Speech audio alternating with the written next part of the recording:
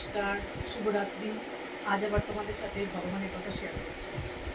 রাত পোহালে শিবরাত্রি ব্রত। তো ছোট বড় সকলেই যে যার মতন করে বাবার ব্রত উদযাপন করবে। তো আমরা সবাই জানি যে প্রত্যেক দেব দেবতা কেউ কোনো না কোনো ফুলে, কেউ বেলপাতায়, কেউ তুলসী পাতায় সন্তুষ্ট। তো আজ আমি তোমাদের সাথে শেয়ার করব যে ভগবান শিব কেন তিনি বেলপাতাতেই সন্তুষ্ট, আর বেলপাতা ছাড়া তার পুজো হয় না, আর কী করেই বা এই বিল্ল বৃক্ষ বা বেলগাছের জন্ম হল। তো পুরাকালে একদিন দেবী পার্বতী তার দুই সখীকে নিয়ে প্রমোদ ভ্রমণে বেরিয়েছেন। তো কিছুটা ভ্রমণের পর তিনি খুব পরিশ্রান্ত এবং কর্মাক্ত হয়ে পড়েন। তার সারা শরীর ঘেমে ওঠে এবং কপালে অসংখ্য বিন্দু বিন্দু ঘামের জন্ম নেয়। তৎক্ষণাৎ সেই ঘাম মাটিতে পড়ে ছোট্ট একটি সুন্দর বৃক্ষের আকার ধারণ করে। তো এই দৃশ্য দেখে তার দুই সখী প্রথমে ভয় পেয়ে যান এবং তারপরে তারা একটু আশ্চর্য হয়ে পার্বতীকে বললেন, হে পার্বতী, তোমার কপালের বিন্দু বিন্দু ঘাম মাটিতে পড়ে যখন এই বৃক্ষের জন্ম হয়েছে, না জানি এ কতবার শক্তিশালী আর এর কতই বা গুণ। তবে তুমি এখন এক কাজ করো, তুমি তোমার শরীরের এক একটি অংশ অর্থাৎ হাত, পা, গলা, মুখ এগুলি গাছের কোনো কোনো অঙ্গে স্থাপন করে গাছটিকে একটি বাস্তবায়িত রূপ দান করে। তো তখন পার্বতী তাই করলেন। তিনি কোনো অংশে ডাল, কোনো অংশে পাতা, কাণ্ড এইগুলিতে তিনি নিজেকে স্থাপন করে গাছটিকে একটি বাস্তবায়িত রূপদান করেন। তারপরে তার সখীরা তাকে বললেন, হে পার্বতী, ভগবান শিব গাছ খুব ভালোবাসেন এবং তিনি গাছের নিচে ধ্যান করতেই ভালোবাসেন।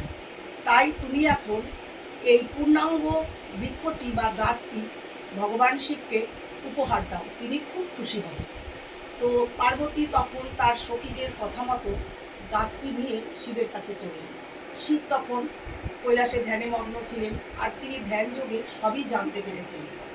তারপরে পার্বতীর ডাকে তার ধ্যান ভেঙে গেলে তিনি পার্বতীর হাতে গাছটি দেখে খুব খুশি হলেন এবং তিনি পার্বতীকে বললেন, হে পার্বতী, তোমার থেকে প্রিয় আমার আর কেউ নেই, আর তোমার কপালের বিন্দু বিন্দু ঘাম দিয়ে এই বৃক্ষের উৎপত্তি এবং তুমি তোমার শরীরের প্রত্যেকটি অংশ দিয়ে এই গাছটিকে একটি বাস্তব রূপ ধারণ করেছো এবং তুমি সেটা আমাকে উপহার দিচ্ছ। তাই আজ থেকে এই গাছের নাম হবে বেলগাছ বা বিল্লবৃক্ষ। আর এর যে একটি ত্রিফলকযুক্ত পত্র, এর অসাধারণ ক্ষমতা। এই ত্রিফলকযুক্ত পত্রের ওপরের অংশে রইব আমি, আর পাশাপাশি দুটি পত্রে থাকবে বিষ্ণু এবং ব্রহ্মা।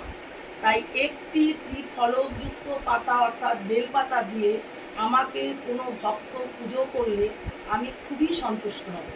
তাই আজ থেকে আমার প্রত্যেক ভক্ত একটু গঙ্গা জল আর এই ত্রিফলকযুক্ত বেলপাতা দিয়ে পুজো করলে আমি তার উপর সব থেকে বেশি খুশি হব।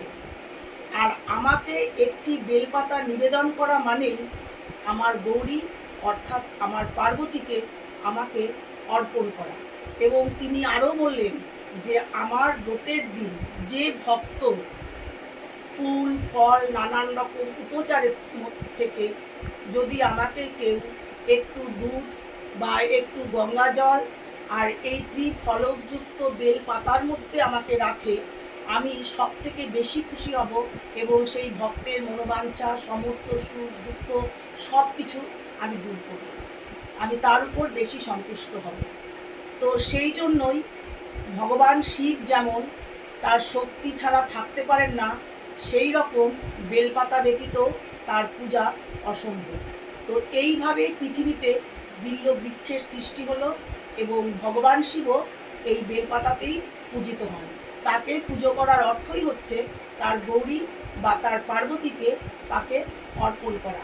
সেই জন্যই আমরা দেখতে পাই বা এখনও শুনি যে 6 মাস পর কেদারনাথের দ্বার যখন খোলা হয় তখন মন্দিরের পুরোহিত দেখেন যে বাবার মাথায় যে বিল্লপত্র থাকে সেটি সদ্য টাটকা, অর্থাৎ কথিত আছে যে চারিদিক যখন তুষারাবৃত কোনো জনমানব শূন্য হয়ে পড়ে, তখন স্বর্গের থেকে দেবতারা নেমে এসে বাবাকে সেই বিল্বপত্র অর্পণ করেন, অর্থাৎ বাবাকে তার গৌরী বা পার্বতীকে অর্পণ করে তাকে পুজো করেন।